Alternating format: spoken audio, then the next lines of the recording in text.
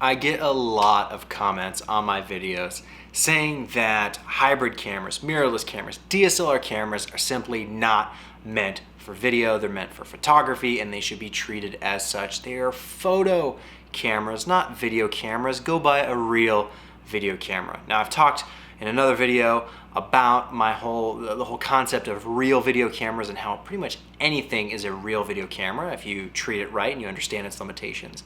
But there's proof now that this is absolutely not the case, that these cameras are only meant for photography. And I know there's a lot of us who already know this, but I just want to bring all these hate-tographers, these photographers that just like to hate on the video people. I want to bring you all up to speed on something. And it should be pretty obvious, but hopefully you understand this after I spell it all out and give you the proof that you've been avoiding for the longest period of time. Now, when we look at the recent GH5 announcement at Photokina, the features they announced teasing their new GH5 hybrid camera were almost all based around video. 10-bit 422 internal recording has nothing to do with photography. It is all about video. 4K, 60 frames a second, again, all about video. Now, they did mention that they're going to have a 6K 30 frames per second photo mode, but that's also kind of tied into the video, the capabilities of this camera being able to record photos so fast that it's essentially like video and you get those benefits. You can just pick out the one frame you're looking for. So if you're talking about a photography camera, why would the first information you put out there be all around the video features? Well, it's because the GH4 is a very, very popular camera, very successful camera for Panasonic, and I think that's guaranteed to be because of the video features that it offers. It has things like shutter angle, which you don't hardly ever see on any kind of hybrid camera. It had 4K, one of the first to have 4K in a consumer body. So many video features in the GH4 made it incredibly popular, one of the best-selling micro four third cameras. And it's because of those video features. I think Panasonic sees that and says, hey, let's do more of that. Let's focus more on video. But Panasonic is just one company. This is not the entire proof that I have. You also have camera companies like Canon, who specifically target and market to video people. Now, I criticize the 5D Mark IV for its lack of features. Basically, Canon just protecting their high-end cameras, so not giving you all the features that you would really want from a video perspective on the 5D Mark IV. And people said all sorts of things. This is just for the photos. Of course, the video features aren't going to be that great. But most of the crippling on that camera was through firmware decisions, not hardware limitations. Firmware, like log picture profile not being available. Why not? It exists. Put it on the camera. That's not a hardware limitation of the camera. The 30-minute recording limit. I get the whole European tax law thing. This isn't Europe. This is the United States, where I live anyway, and the GH4 that I'm shooting on right now, I could record in an hour if I wanted to. Non-stop, continuous recording, not an issue. So the fact that these things are still common on DSLRs in 2016 going into 2017 is pretty ridiculous from my perspective, because they're easy firmware tweaks. And I know I say that not as a firmware developer. Obviously, it's probably not just like clicking a button. But actually, when the GH1 was hacked and the record limit was removed, like in the tool to update the firmware, it was literally just clicking a button. I understand there was a little bit of coding that went on behind the scenes to make that tool even available, but it was as easy as clicking a button. Now, that's not even all the proof that I have. You now have photography lens manufacturers, Canon, Rokinon, Sigma, Tokina, all offering a cinema line of lenses. Why would they do that? Why would they make cinema lenses for photography cameras?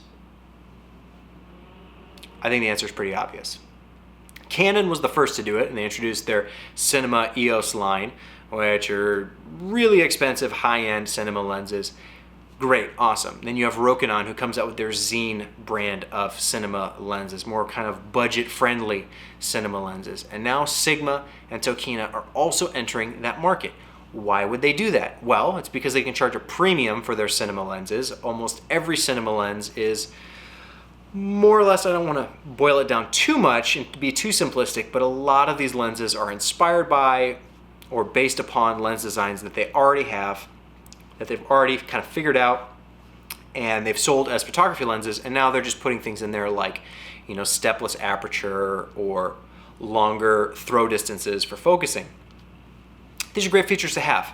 I love cinema lenses. They're really nice, they're really robust, but they do charge that premium. But all of these companies have realized that there's a huge market, huge demand of people using photography cameras for the latest and greatest video features. And it may be a little misguided, because even though there's a lot of people using DSLRs and hybrid cameras or mirrorless cameras for video, a lot of these people are budget conscious and don't want to spend thousands of dollars on cinema lenses just because they're cinema lenses.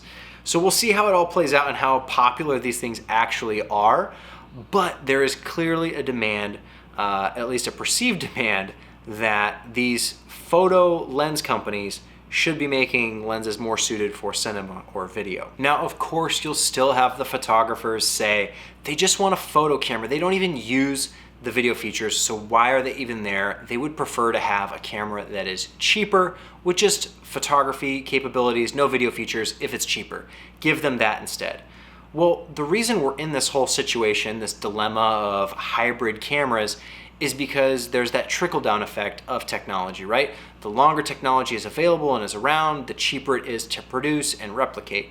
So you have stuff like 4K or RAW or, you know, high frame rate stuff that used to be really exclusive for the Red cameras when they first came out. You know, Red was one of the first companies offering 4K and RAW and high frame rate options. And that technology has been around for a while now, so other companies have picked up different ways to do it. Things have advanced, and it's become a lot cheaper. Well, the rate at which the technology gets cheaper is oftentimes faster than the rate at which new things get rolled out, right? So there's this constant struggle to justify the high cost of the true or real video cameras or cinema cameras. So they have these enormous price tags because it's really expensive for the R&D to figure all this stuff out. But all the other stuff is becoming so cheap so quickly that the lines kind of get blurred, and the difference between a $20,000 camera and a $2,000 camera can be sometimes negligible, you know, in regards to certain features. So they keep trying to chase, you know, more dynamic range, higher frame rates, better low light, all of these things.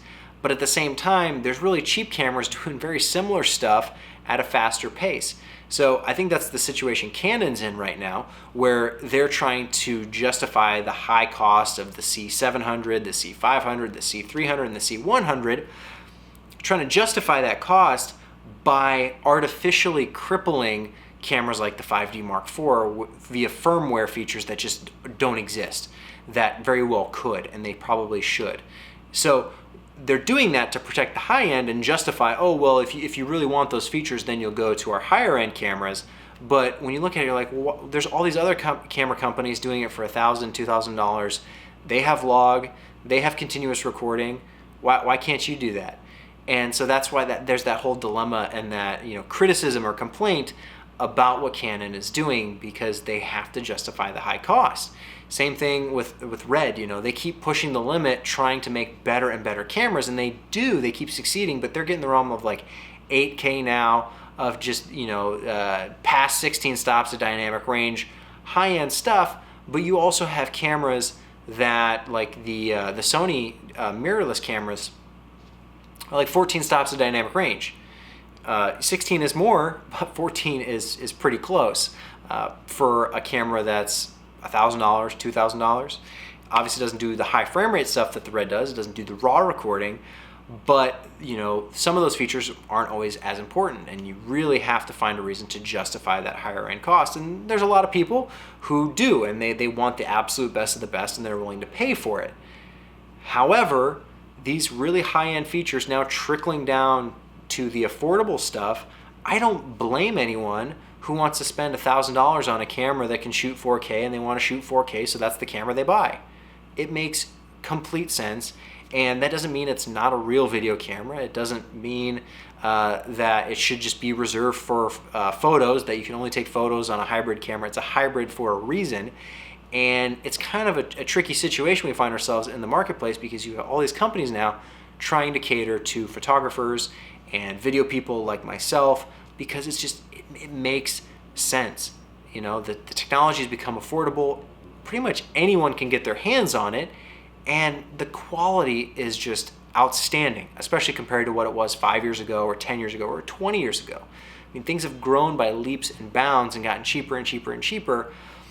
Now there's a camera, Yi, I think it's how you say it, they announced the M1 Micro Four Third camera that shoots 4K, and the thing is like $300 with a kit lens. This was announced at Photokina, and I just heard about it, and it's a Micro Four Third camera for like $300 with the lens included. Essentially, you're almost giving the stuff away at that point. Now, I have no idea if the image quality is actually any good. I haven't shot with it myself or seen any of the footage from it, but that's really cool that they're making these features available to more and more people, because I'm sure there's young kids who want to get into doing video, and they're wondering, how do I get started? Where do I get started? I don't have that much money.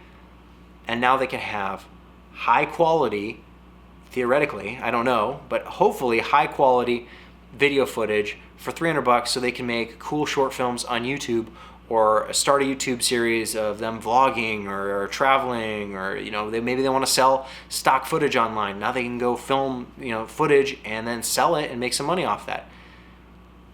Why would you say, oh no, that's only for photographers? Don't worry about the video side of things. It just doesn't make sense anymore. Things are moving to be cheaper and cheaper and cheaper, and more accessible to more people, and I think that is a fantastic thing.